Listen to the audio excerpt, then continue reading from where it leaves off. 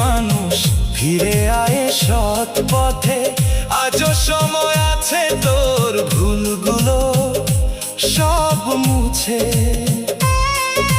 লিটন রায় বলে শুন রে মানুষ ফিরে আয় সৎ পথে, আজও সময় আছে তোর